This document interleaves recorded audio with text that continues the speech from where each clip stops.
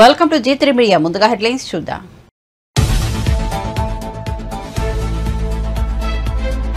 ఏపీలో సార్వత్రిక ఎన్నికల పోలింగ్ ఉదయం 6 నుంచే బూత్ల వద్ద బారులు తీరిన ఓటర్లు. కొన్ని చోట్ల రాత్రి 2 గంటల వరకు కూడా పోలింగ్ జరిగిందన్న వీణా. గత ఎన్నికల్లో 79.8% పోలింగ్ నమోదైందని వెల్లడి.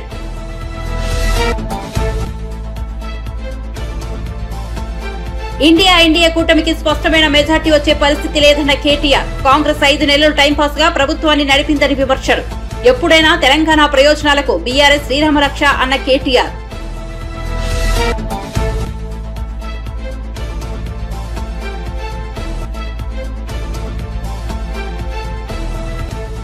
తిరుపతిలో పులివర్తి నానిపై దాడి. రోడ్డుపై బైఠాయించిన టీడీపీ కార్యకర్తలు. లాఠీ చార్జితో చెదరగొట్టిన పోలీసులు.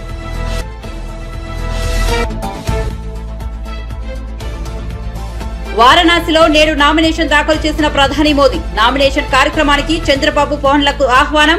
నిన్ననే వారణాసి వెళ్లిన పవన్ ఈ ఉదయం వారణాసి చేరుకున్న చంద్రబాబు మోదీకి శుభాకాంక్షలు తెలిపిన ఏపీ అగ్రనేతలు. ఇక వివరాల్లోకి వెళ్తే ఏపీలో మునుపెన్నడూ చూడని రీతిలో పోలింగ్ కేంద్రాలకు ఓటర్లు భారీగా తరలి వచ్చారు. దాంతో సాయంత్రం 5 గంటల సమయానికి 68% పోలింగ్ నమోదైంది. ఈ నేపథ్యంలో కొన్ని పోలింగ్ స్టేషన్లో అర్ధరాత్రి వరకు కూడా పోలింగ్ జరగడంతో పోలింగ్ శాతం పెరిగింది. దీనిపై ఏపీ ఎన్నికల ప్రధాన అధికారి ముఖేష్ కుమార్ మీనా స్పష్టతనిచ్చారు. రాష్ట్రంలోని కొన్ని పోలింగ్ కేంద్రాల్లో రాత్రి 2 గంటల వరకు కూడా పోలింగ్ జరిగిందని వెల్లడించారు. పూర్తి పోలింగ్ శాతం వివరాలు అందుతాయని తెలిపారు. 2019 ఎన్నికల్లో పోలింగ్ బూత్ల ద్వారా 79.2% పోలింగ్ నమోదైందని తెలిపారు. 0.6% పోస్టల్ బ్యాలెట్ తో కలిపి 79.8% పోలింగ్ నమోదైందని వివరించారు. ఈసారి ఎన్నికల్లో రాత్రి 12 గంటల వరకు 78.25% ఓటింగ్ నమోదైందని మీనా వివరించారు. 1.2% పోస్టల్ బ్యాలెట్ తో కలిపి 79.4% పోలింగ్ నమోదైనట్లు స్పష్టం చేశారు. అన్ని పోలింగ్ బూత్ల నుంచి వచ్చే వివరాలు పరిశీలిస్తే తమ అంచనా ప్రకారం 81% పోలింగ్ నమోదు కావచ్చని అన్నారు. మషీన్ సంబంధించి మళ్ళీ there were in Kodur also 2 EVMs were damaged. కోడూరులో కూడా అన్నమయ్య డిస్ట్రిక్ట్ కోడూరులో కూడా these damaged machines data was retrieved and polling started. Darsi 2 incidents again. So total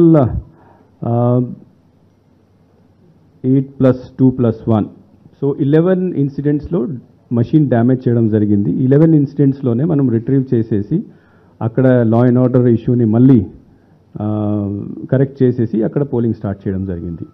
So one thing I would like to bring to your notice is that although there were violence incidents, although there were machines damaged, but everything was controlled in time, and all the places the polling was continued, and in some places it is also going on.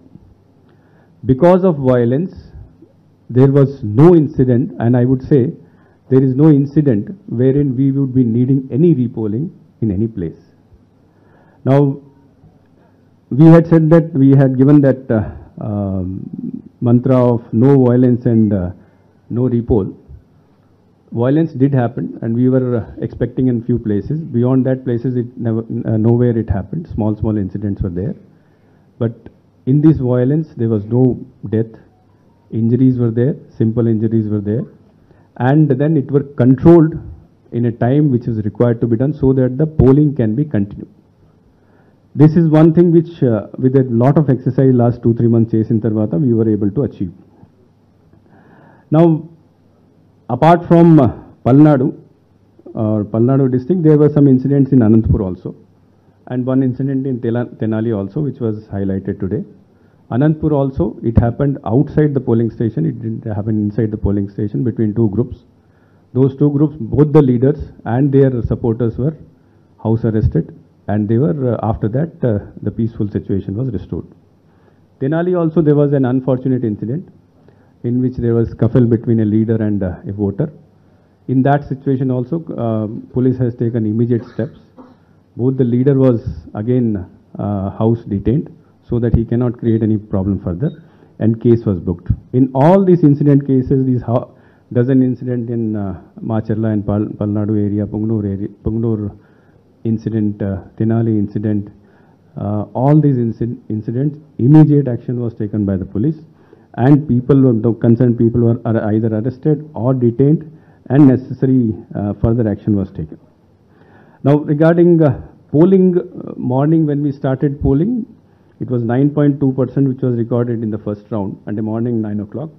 Din tarvata it round 2 lo increase ayindi 22.8%, round 3 lo 40%, round 4 అంటే 3 PM ki 55%, round 5 67%, round 5 అంటే 5 o'clock. Now as on when we are speaking, because I had taken the data again after 6 o'clock, ప్రతి కలెక్టర్తో మాట్లాడిన తర్వాత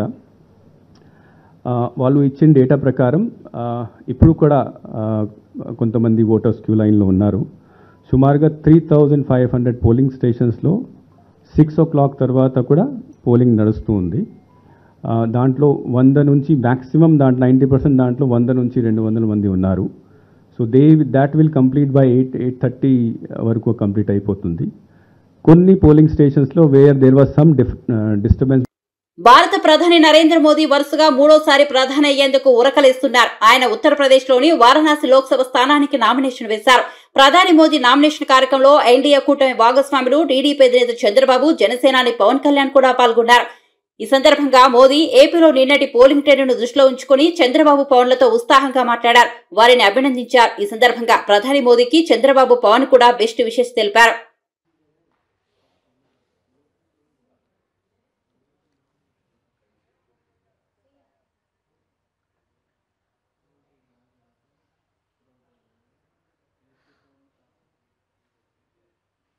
और छत्रपति शिवाजी का एक तरह से एक प्रतीक है ये, जिसे अभी हमने देखा कि प्रफुल्ल पटेल ने प्रधानमंत्री नरेंद्र मोदी को पहनाया है।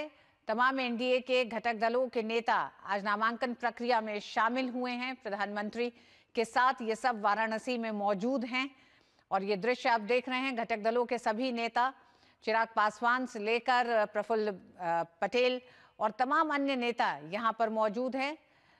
तो कुल मिलाकर आज प्रधानमंत्री के नामांकन में जहां एक तरफ प्रधानमंत्री कैबिनेट से 19 मंत्री शामिल थे, वहीं 12 राज्यों से मुख्यमंत्री शामिल हुए। साथ ही साथ तमाम घटक दलों के नेताओं ने मिलकर वाराणसी से एक तरह से एक पूरा शक्ति प्रदर्शन एनडीए का जनता को दिखाया, देश को दिखाया कि किस तरह से ये पूरा एनडीए एकजुट है 2024 के लोकसभा चुनाव में। और एक मत से एक स्वर के साथ 400 पार के नारे को एक तरह से प्रधानमंत्री ने जमीन से ये भी कहा कि ये 400 पार का नारा नहीं बल्कि देश का संकल्प है।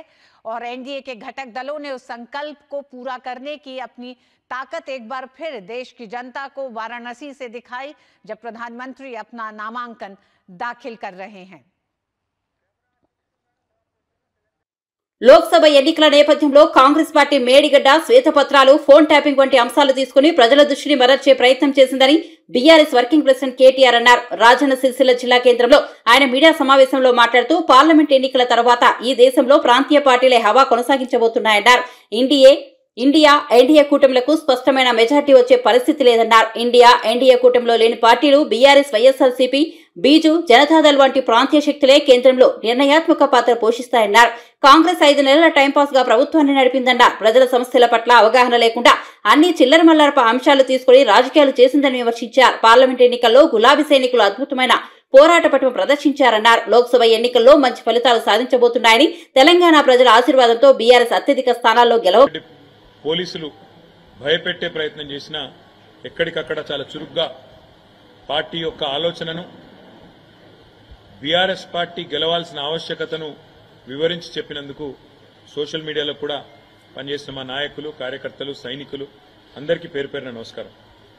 దాడులను, కేసులను, కుట్రలను, కుతంత్రాలను, స్వార్థపరుల రాజకీయ ఎత్తుగడలను ఎన్నిటినీ తిప్పికొడుతూ మరి మొక్కవోని ధైర్యంతో ముందుకు పోయినాం. పెద్దలు కేసీఆర్ గారి బస్సు యాత్రతో నిజంగా చెప్పాలంటే పార్లమెంట్ ఎన్నికల్లో ఒక మలుపు తిప్పింది రాష్ట్ర రాజకీయాన్ని కేసీఆర్ గారి బస్సు యాత్ర.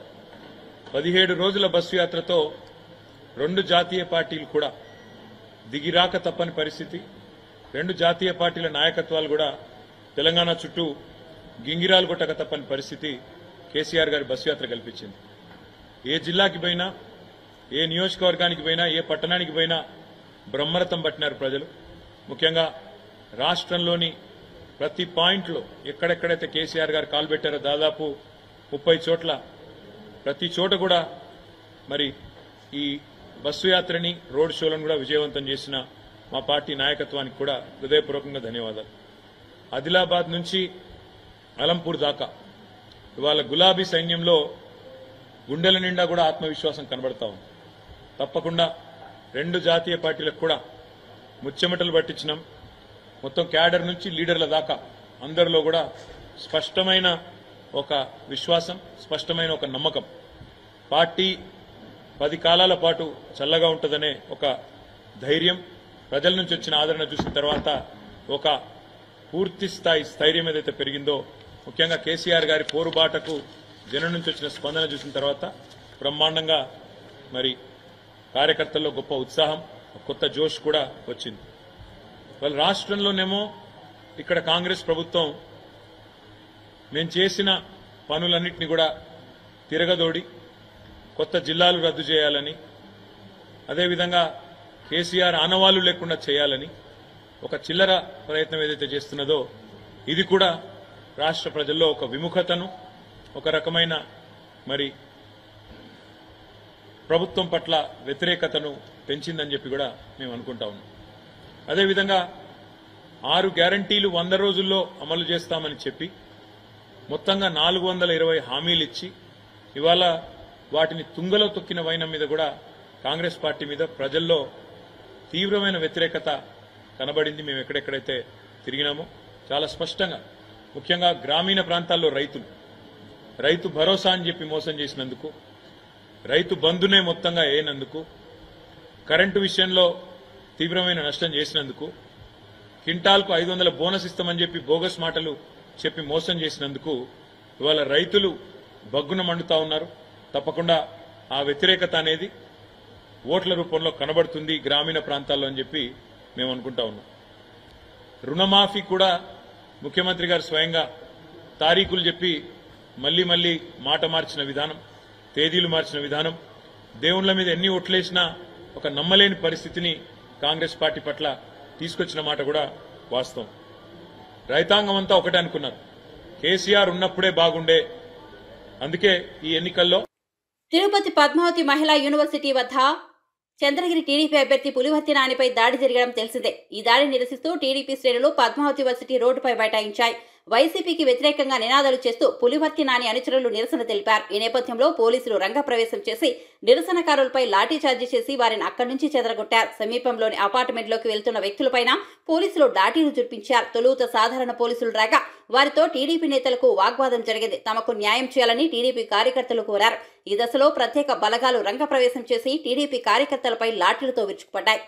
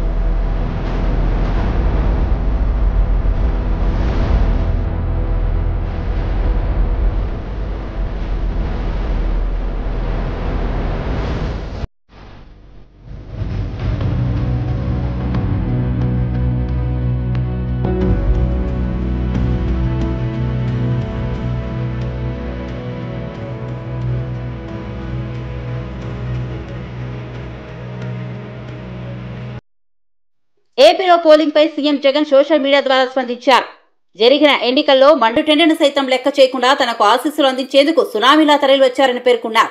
ఈ సందర్భంగా నా అవ్వాతాతలకు, నా అక్కా చెల్లెమ్మలకు, నా అన్నదమ్ములకు, నా రైతన్నలకు, నా ఎస్సీ, నా ఎస్టీ, నా బీసీ, నా మైనార్టీలకు, నా యువతలందరికీ పేరు పేరున శిరస్సు వంచి కృతజ్ఞతలు తెలియజేస్తున్నాను. మన వైసీపీ కోసం చెమటోడ్చి శ్రమించిన నా కార్యకర్తలందరికీ హృదయపూర్వక కృతజ్ఞతలు. ఇప్పటివరకు సాగిన మన సుపరిపాలన మరింత మెరుగ్గా కొనసాగుతుందని హామీ ఇస్తున్నానంటూ సీఎం జగన్ ట్వీట్ చేశారు. గుంటూరు జిల్లా తెనాలిలోని ఐతానగర్ పోలింగ్ కేంద్రంలో తనపై జరిగిన దాడి గురించి ఓటరు గొట్టిముక్కల సుధాకర్ స్పందించారు. తనపై చేసుకున్న వైఎస్ఆర్సీపీ ఎమ్మెల్యే అన్నాబత్తుని శివకుమార్ చెంపను సుధాకర్ చెల్లుమనిపించిన విషయం తెలిసిందే. ఈ నేపథ్యంలో తన కుటుంబానికి ప్రాణహాని ఉందని బాధ్యుడు సుధాకర్ ఆరోపించారు. పోలీసులు తన కుటుంబానికి అండగా నిలవాలని కోరారు. గుంటూరు ప్రభుత్వ ఆసుపత్రిలో చికిత్స పొందుతున్న ఆయన సోమవారం జరిగిన దాడి గురించి పలు విషయాలు మీడియాకు వివరించారు. క్యూలో వచ్చి ఓటేయాలని చెప్పినందుకే వైఎస్ఆర్సీపీ ఎమ్మెల్యే తనపై చేసుకున్నారని తెలిపారు. తాను ప్రతిఘటించడంతో ఎమ్మెల్యే కుటుంబ సభ్యులు, అనుచరులు తనపై దాడి చేశారని వెల్లడించారు. 7-5 దగ్గర క్యూలో స్టార్ట్ అయితే 8 గంటల 10 నిమిషాలకి కాంపౌండ్ గేట్ దగ్గరికి వచ్చాను. అక్కడి నుంచి మెయిన్ బూత్ ఎంట్రన్స్ దగ్గరికి ఆల్మోస్ట్ 1.5 అవర్ పట్టింది. ఆ 1.5 అవర్లు కూడా ఇంకా ఒక 10 మంది ముందలు ఉన్నారు. నేను ఓటు వేద్దామని అక్కడ నుంచున్న టైంలో ఎమ్మెల్యే గారు వాళ్ళ కుటుంబ సభ్యులు కలిసి ఎగ్జిట్ గేట్లో మళ్ళీ మీడియా వాళ్ళ ఫాలోవర్స్ ఎగ్జిట్ గేట్ ద్వారా లోపలికి వెళ్ళడం జరిగితే అప్పుడు నేను వాళ్ళ ఫాలోవర్స్తో అన్నాను, ఎవరైనా సరే ఓటు వేయడానికి వస్తే మాత్రం క్యూలో వచ్చి నిలబడి వేయాలి అన్నాను. ఏముందిలే దాందేముంది అంటే, ఎవరైనా సరే దాందేముందిలే కాదు, క్యూలోనే వచ్చేయాలి, అందరం ఒకటే కదా, ఇక్కడ అందరం క్యూలో ఉండి వేయాలి. ఎందుకంటే మేము ఇప్పుడు 3 గంటలు నిలబడి ఉన్నాం. వృద్ధులు ఉన్నారు, వాళ్ళు ఉన్నారు, వాళ్ళు చాలా బాధలు పడ్డారు. నేను ఇంకా వృద్ధులకి చాలా హెల్ప్ చేస్తా, వాళ్ళందరినీ అక్కడ కూర్చోబెట్టి నా ముందలు పంపిద్దామని కూడా మిగతా వాళ్ళకి చెప్పి అలా మాట్లాడటం జరిగింది. సో వీళ్ళు వాళ్ళ ఫాలోవర్సు ఆయన ఓటేసి ఆ ఫ్యామిలీ బయటకు వచ్చి కిందకి వెళ్ళింది. తర్వాత వాళ్ళు ఇట్లా అన్నాడు అది ఇది అంటే అతను నా మీదకి దురుసుగా వచ్చి చేయి చేసుకోవడం జరిగింది. నేను స్పర్ ఆఫ్ ది మూమెంట్లో నేను రివర్స్ కొట్టడం జరిగింది. ఆ మూమెంట్లో ఇంక వాళ్ళందరూ వచ్చి నన్ను కాళ్ళతో చేతులతో ఒక 7-8 మంది ముష్టిఘాతంలాగా చేసి నాకు ముక్కంటే మొహం అంతా రక్తంతో కూడిన గాయాలైనవి. ఇక్కడైతే బాగా నేను స్వెల్లింగ్ కూడా వచ్చింది కన్ను కింద. తర్వాత పోలీసులు వచ్చారు. పోలీసులు వచ్చి ఏంటయ్యా గొడవ అది ఇది అంటే, సార్ నేను ఇట్లా జరిగింది సార్ అంటే, ఈ గొడవ పెట్టుకోవడం ఎందుకు అంటే, సార్ గొడవ నేను చేయలేదండి, వాళ్ళు చేశారు, కానీ నేను ఓటేసి మాత్రం వెళ్తా. వాళ్ళు అన్నారు ఇంక పదండి ఇప్పుడు ఓటు ఏముందో అంటే, లేదండి ఎంతసేపు వెయిట్ చేశాను, నేను ఓటు వేసే వస్తాను అన్నాను. దానికి వాళ్ళు నన్ను ఎగ్జిట్ గేట్ నుండి లోపలికి తీసుకెళ్ళి నా చేత ఓటు వేయించి బయటికి వచ్చే టైంలో లోపల పోలింగ్ బూత్ ఏజెంటు నా మీద గట్టిగా అరవటం జరిగింది. లోపల అదంతా కూడా సీసీటీవీ ఫుటేజ్లో మీరు చూడవచ్చు. నేను గేట్ ద్వారా బయటకు వచ్చి ఎగ్జిట్ డోర్ నుంచి బయటకు వచ్చేటప్పుడు వాళ్ళ అనుయాయులు మళ్ళీ నన్ను కొట్టడానికి లోపలికి రాబోయారు. నేను తలుపు గట్టిగా వేసేసి అప్పుడు లోపల ఉన్న ఎస్ఐ గారితో చెప్పాను, ఏమండి బయట మాబ్ ఎక్కువ ఉంది కాబట్టి నాకు పోలీస్ ప్రొటెక్షన్తో మనం బయటకు వెళ్దామని, ఎందుకంటే 2 ఉన్నారు మీరు హ్యాండిల్ చేయలేదని చెప్పాను. ఆయన పోలీసులను అరేంజ్ చేసి ఒక 5 నిమిషాల్లో నన్ను బయటికి తీసుకురావడం జరిగింది. తర్వాత అక్కడి నుంచి వ్యాన్ ఎక్కించి అంటే పోలీస్ స్టేషన్కి రమ్మన్నారు. నన్ను వ్యాన్ ఎక్కించి దానికి పోలీసులు అందరితో మధ్యలో గుండా వస్తా వ్యాన్ ఎక్కిన తర్వాత వ్యాన్ డోర్లు తీసి నన్ను కొట్టడానికి కూడా వాళ్ళు ట్రై చేశారు. కానీ పోలీసులు జాగ్రత్తగా హ్యాండిల్ చేసి నన్ను పోలీస్ స్టేషన్కి తీసుకెళ్ళి మొత్తం అంతా ఏం జరిగిందో అన్నీ అడిగి తెలుసుకున్నారు.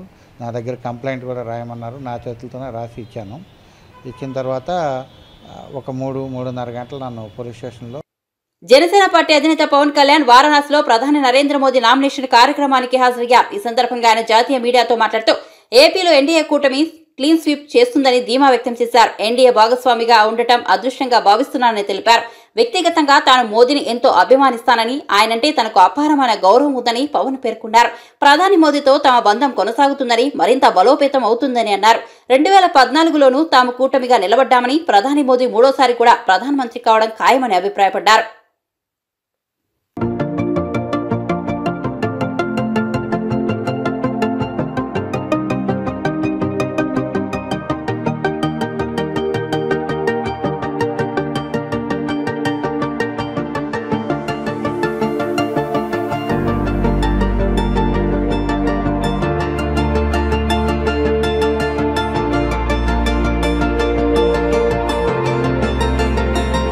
ఏపీలో గత ఎన్నికలతో పోల్చితే ఈసారి పోలింగ్ శాతం పెరిగిందని ఎన్నికల సంఘం చెబుతున్న నేపథ్యంలో ఏపీ మంత్రి అంబటి రాంబాబు ఆసక్తికర వ్యాఖ్యలు చేశారు.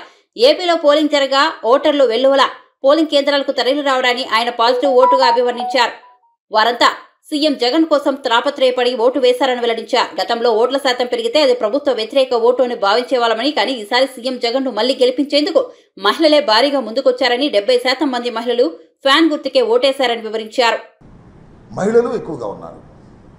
నేను భావిస్తున్నా 5 సంవత్సరాలు జగన్మోహన్ రెడ్డి గారి పరిపాలన చూసిన తర్వాత, సంక్షేమ కార్యక్రమాలు అందుకున్న తర్వాత, నా బిడ్డ జగన్మోహన్ రెడ్డిని మరొక్కసారి ముఖ్యమంత్రిగా చేయాలనే తాపత్రయంతో తమ ఓటు హక్కుని వినియోగించడం కోసం గంటల తరబడి వృద్ధులు, గంటల తరబడి మహిళలు, గంటల తరబడి వికలాంగులు క్యూలో నుంచున్నారనేటువంటి భావన కలిగింది నాకు పెద్ద ఎత్తున.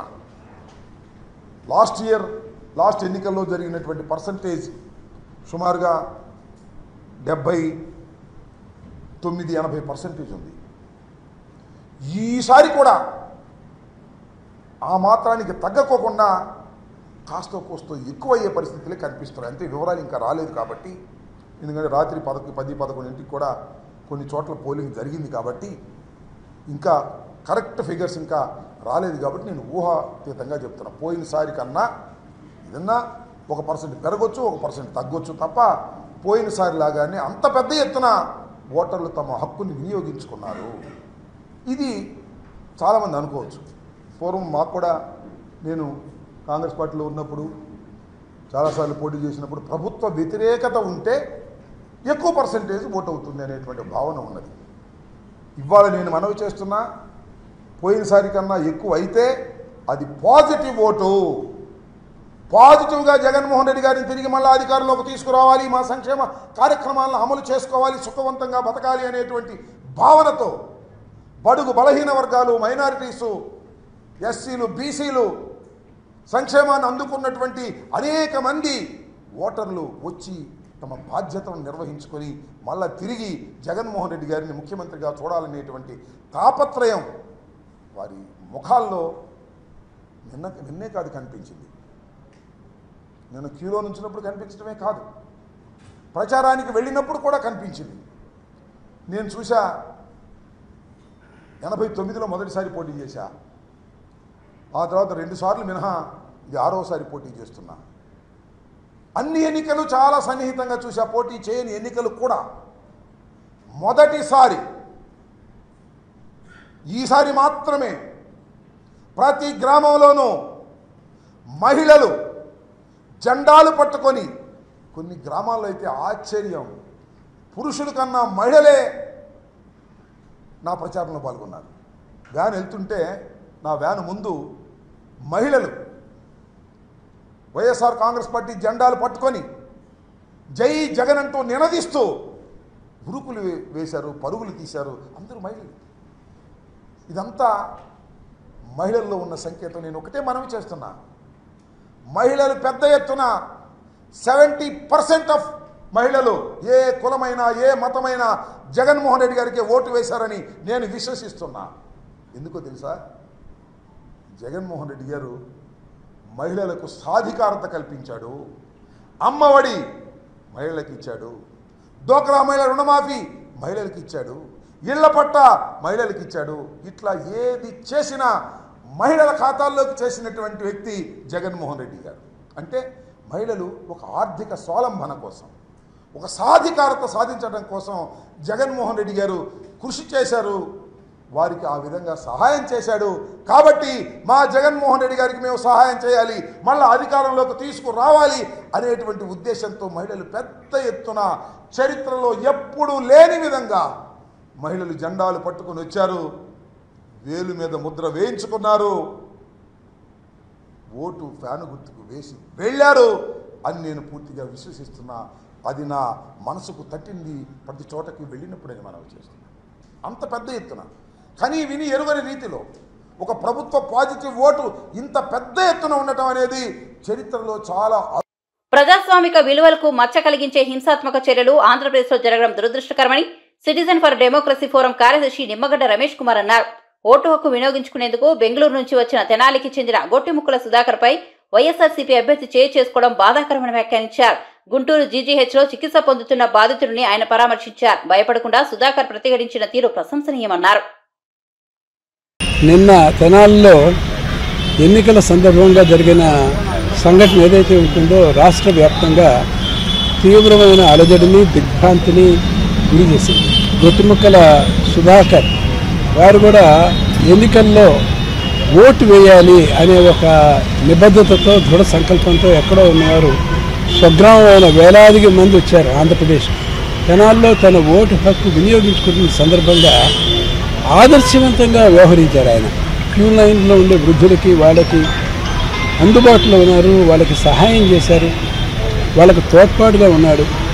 అట్లాంటి వ్యక్తి మీద దురుసుగా స్థానికంగా ఉండే శాసనసభ్యులు ప్రవర్తించడం, ఆయన మీద చేయి చేసుకోవటం చాలా దుస్సంఘటన. అందరూ సిగ్గుతో తల ఉంచుకోవాల్సిన విషయం. ప్రజాప్రతినిధులు అనే వారికి సామాజిక అవగాహన ఉండాలి. ముఖ్యంగా ఎన్నికలు జరుగుతున్న తరుణంలో ఓటర్ల పక్కన విజ్ఞతతో విచక్షణతో వ్యవహరించాలి. ఎప్పుడు కూడా అలాగే వ్యవహరించాలి. పౌరుల్ని ఆదరించాలి, పౌరుల మన్ననలు ఆ రకంగా వీరు పొందాలి. కానీ అహంకారపూరితంగా దౌర్జన్యపూరితంగా ప్రవర్తించడం తప్పుడు సంకేతాలు ఇస్తుంది. ఇది రాష్ట్ర వ్యాప్తంగా కూడా కాదు, దేశవ్యాప్తంగా కూడా ఈ ఐటెం అయింది. దీంట్లో గొట్టిముక్కల సుధాకర్ గారికి వ్యక్తిగతంగా ఆయన గాయపడి ప్రభుత్వ ఆసుపత్రిలో మెరుగైన చికిత్స కోసం ఇక్కడికి వచ్చినప్పటికీ కూడా ఇది రాష్ట్ర వ్యాప్తంగా కనువిప్పు కలిగించింది అందరికీ. ఆయన నిబద్ధత, ఆయన వ్యవహరించిన తీరు చాలా ప్రశంసాయుతంగా ఉంది.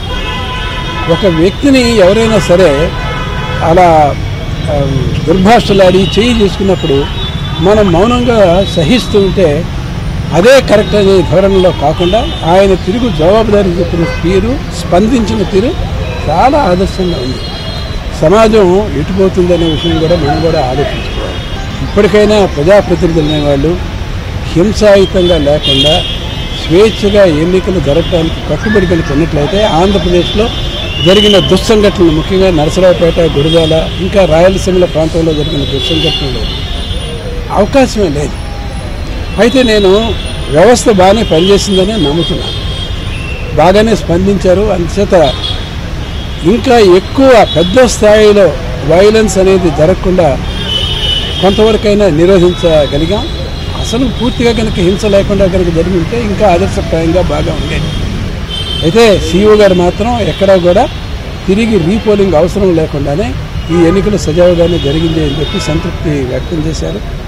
సిటిజన్స్ ఫర్ డెమోక్రసీ ఏపీ ఎన్నికల నిఘా వ్యవస్థ ఏర్పడిన తర్వాత ఈయన మీద జరిగిన సంఘటన మీదకి వెంటనే స్పందించి సుమారు 11 గంటల 10 నిమిషాలకు మేము జిల్లా కలెక్టర్ గారికి స్వయంగా తెలియపరిస్తే కలెక్టర్ గారు కూడా ఎస్పీకి చెబుతాము అని చెప్పి చెప్పడం కూడా జరిగింది. కొంతవరకు స్పందించారు పోలీసు యంత్రాంగం. ఇంకా క్రియాశీలకంగా స్పందించి ఉండాల్సింది. ఎవరైతే దురుసుగా ప్రవర్తించారో వాళ్ళ మీద తక్షణం చర్య తీసుకుని వాళ్ళ కనుక అరెస్ట్ కనుక చేసినట్లయితే ఇంకా బాగుండేది. చివరికి ఎలక్షన్ కమిషనే స్వయంగా రంగంలోకి దిగి ఈ ప్రజాప్రతినిధిని గ్రౌండ్ చేయమని చెప్పిన తర్వాత మాత్రమే కరెక్టివ్ స్టెప్స్ ఇవన్నీ కూడా జరిగాయి. బులెటిన్ ముగించే ముందు హెడ్లైన్స్ మరోసారి చూద్దాం.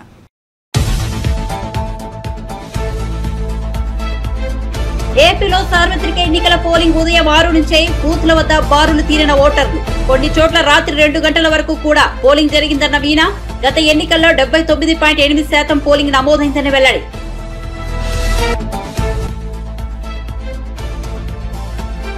ఇండియా కూటమికి స్పష్టమైన మెజార్టీ వచ్చే పరిస్థితి లేదన్న కేటీఆర్. కాంగ్రెస్ 5 నెలలు టైంపాస్ గా ప్రభుత్వాన్ని నడిపిందని విమర్శలు. ఎప్పుడైనా తెలంగాణ ప్రయోజనాలకు బీఆర్ఎస్ శ్రీరామరక్ష అన్న కేటీఆర్.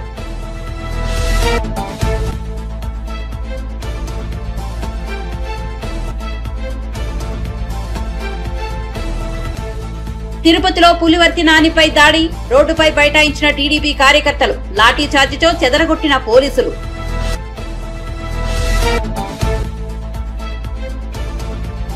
వారణాసిలో నేడు నామినేషన్ దాఖలు చేసిన ప్రధాని మోదీ. నామినేషన్ కార్యక్రమానికి చంద్రబాబు పవన్లకు ఆహ్వానం. నిన్ననే వారణాసి వెళ్లిన పవన్ ఈ ఉదయం వారణాసి చేరుకున్న చంద్రబాబు మోదీకి శుభాకాంక్షలు తెలిపిన ఏపీ అగ్రనేతలు. మరిన్ని అప్డేట్స్ కోసం చూస్తూనే ఉండండి G3 మీడియా.